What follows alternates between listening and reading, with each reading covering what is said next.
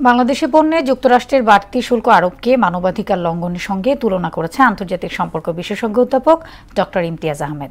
এর ফলে যুক্তরাষ্ট্রে পোশাক রপ্তানিতে ভাঁচা পড়বে আশঙ্কা করে সংকট সমাধানে মার্কিন লবিস্ট নিয়োগের তাগিদ দিয়েছেন তিনি। শিল্প উদ্যোক্তারা বলছেন, এ নিয়ে দেন দরবার করার যথেষ্ট সুযোগ রয়েছে। রেজা খানের বিশেষ প্রতিবেদন। চলতি বছরের ২রা এপ্রিল বিভিন্ন দেশ থেকে আমদানি করা পণ্যে ব্যাপক হারে শুল্কারোপের ঘোষণা দেন মার্কিন প্রেসিডেন্ট ডোনাল্ড ট্রাম্প। এতে যুক্তরাষ্ট্রসহ বিশ্ববাজারে অস্থিরতা দেখা দেয় ৯০ দিনের জন্য সিদ্ধান্ত স্থগিত করেন তিনি, যা বুধবার থেকে কার্যকর হওয়ার কথা ছিল। তবে তার আগেই পুরনো সিদ্ধান্ত আগস্ট থেকে কার্যকর করা নিয়ে সংশ্লিষ্ট দেশের সরকার প্রধানদের চিঠি পাঠান ট্রাম্প। তার এ ঘোষণায় এবারও নেতিবাচক প্রতিক্রিয়া জানিয়েছেন শিল্প মালিক ও বিশ্লেষকরা। ব্যবসায়ীরা বলছেন, প্রতি বছর মার্কিন যুক্তরাষ্ট্রে $৮ বিলিয়ন মূল্যের তৈরি পোশাক রপ্তানি করে বাংলাদেশ। বাংলাদেশি পণ্যে অতিরিক্ত ৩৫% শুল্ক আরোপ করাকে অশনি সংকেত হিসেবে দেখছেন ব্যবসায়ীরা।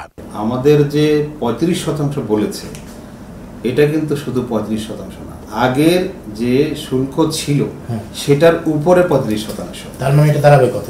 এটা অ্যারাউন্ড দাঁড়াবে 50। নানা প্রতিকূলতা মোকাবেলা করে তৈরি পোশাক শিল্পের রপ্তানি ৬.৯% বেড়েছে।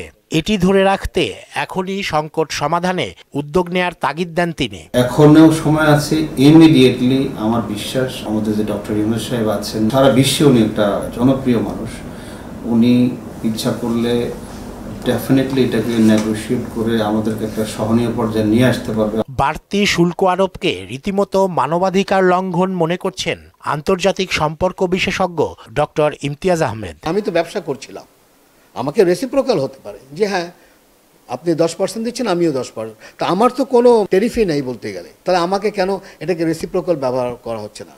অন্য কথায় এটা তো রীতিমতো একটা হিউম্যান রাইটস ভায়োলেশন। সমস্যা সমাধানে কূটনৈতিক তৎপরতার পাশাপাশি মার্কিন লবিস্ট নিয়োগের তাগিদও দেন এই বিশেষজ্ঞ। এখনো আমরা জানি না যে বড় আকারে লবিস্ট নিয়োগ করা হয়েছে কিনা, কিন্তু এখান থেকে যে আমি সমাধান করব এটা হয় না। আর একটা হলো যে এটা বড় হোমওয়ার্ক করা দরকার এখন আমি মনে করি, এখন যদিও মাত্র 1 মাস আছে মনে হয়। রেজা খান, মোহনা সংবাদ, ঢাকা।